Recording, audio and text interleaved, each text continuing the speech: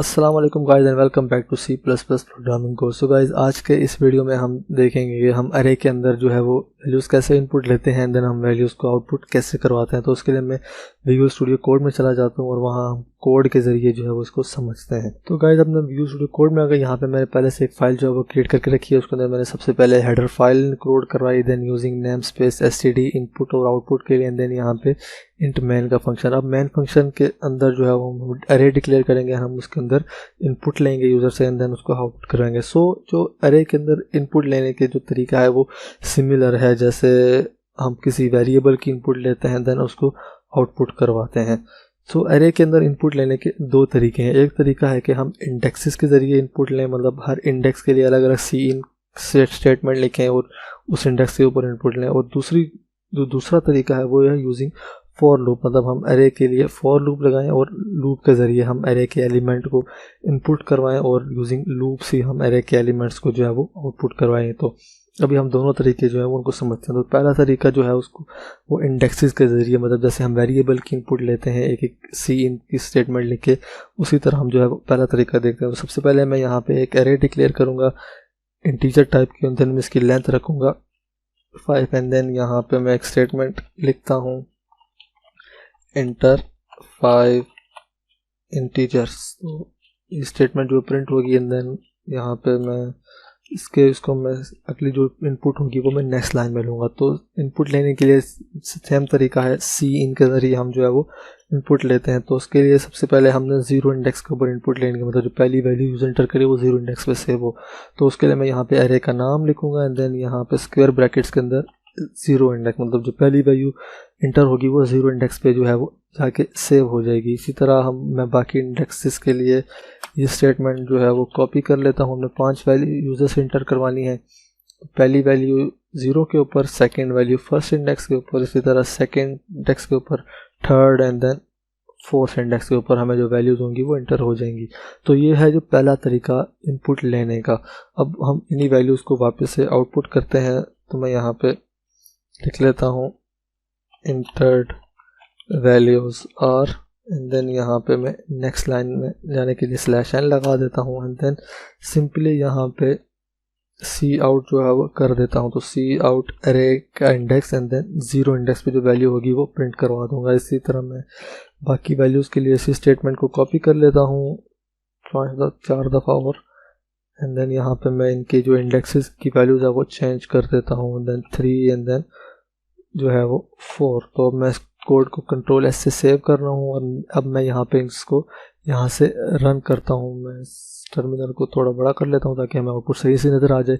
मैं यहाँ से इसको रन करता हूँ। तो हम यहाँ पे पहले जो है 5 इंटीजर जो है वो इनपुट कराएंगे। तो 2 3 4 5 एंड देन 6 हम इंटर करूँगा तो हमें जो हमने इंटर की थी वैल्यू जो हमें यहाँ पे प्रिंट हुई जो है वो मिल गई हैं। तो ये पहला तरीका है कि हम इंडेक्सेस को यूज़ करके जो है वो इनपुट लें। अगर देखें हमने इस तरह से अगर इनपुट लेनी है तो हम अगर फॉर एग्जांपल यहाँ पे 100 इंडेक्सेस हैं तो हमें 100 दफ़ा सी इन स्टेटमेंट जो है वो लिखनी पड़ेगी हर इंडेक्स के लिए। सो जो दूसरा तरीका है वो यूजिंग फॉर लूप, मतलब हम लूप्स के ज़रिए जो है वो इनपुट लें। तो उसके लिए मैं ये वाला जो कोड है इसको मिटा देता हूँ यहाँ से, इसको मैं अरे को डिक्लेयर है वो डिक्लेयर करना नहीं देता हूँ। तो इसके लिए हम सबसे पहले जो है वो उसी तरह अगर आप कोई स्टेटमेंट लिखना चाहते हैं, यूज़र से कहना चाहते हैं कि वो इंटर करे, तो सबसे पहले हम यहाँ पे अरे के लिए एक वेरिएबल डिक्लेयर करता हूँ आई के नाम से। तो हम जो है वो सबसे पहले लूप लगाते हैं and then I equals 0, I को मैं 0 से इनिशियलाइज करवाता हूँ and then I is less than 5, मतलब 0 से लेके 4 तक हम 5 वैल्यूज़ जो है वो इंटर करवाएंगे एंड देन आई की वैल्यू को मैं जो है वो इंक्रीमेंट कर दूंगा एंड देन यहाँ पे मैं सी आउट स्टेटमेंट लिख लेता हूँ। कि यूज़र को बोलूँगा कि वो नंबर इंटर करें 5 दफ़ा, उसको मैं ये स्टेटमेंट जो है वो प्रिंट करवाऊँगा यूजिंग लूप। तो मैं यहाँ पे लिखूँगा इंटर इंटीजर।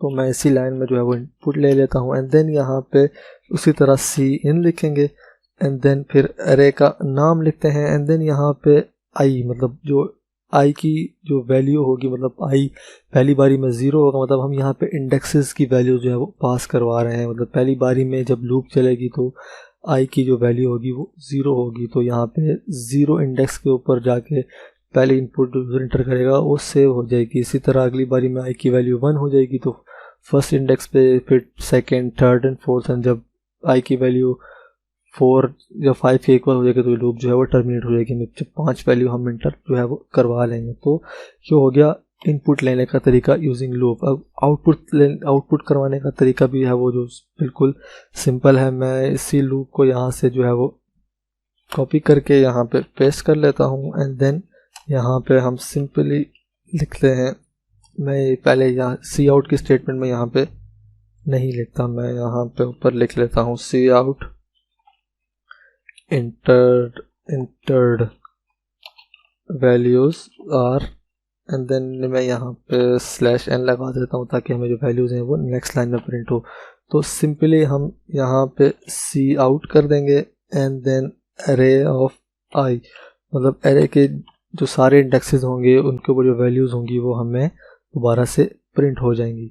मैं अब कंट्रोल S से इसको सेव कर रहा हूँ एंड देन मैं इस कोड को यहाँ से जो है वो रन कर रहा हूँ। तो मैं यहाँ पे इंटीजर 1 2 5 6 7, अब मैं इसको इंटर करूँगा तो हमें यहाँ पे जो सारी वैल्यूज़ होंगी वो प्रिंट हुई मिल जाएगी।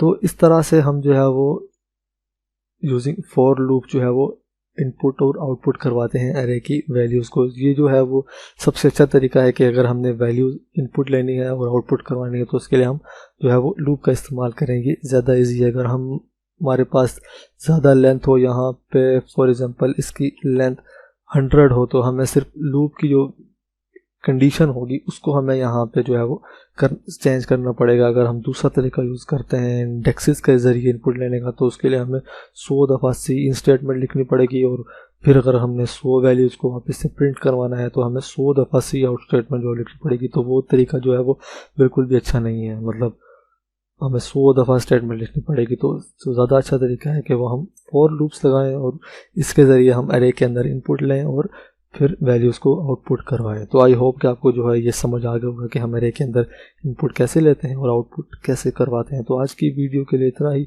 मिलते हैं नेक्स्ट वीडियो में, तब तक के लिए अपना ख्याल रखिए। अल्लाह हाफ़िज़।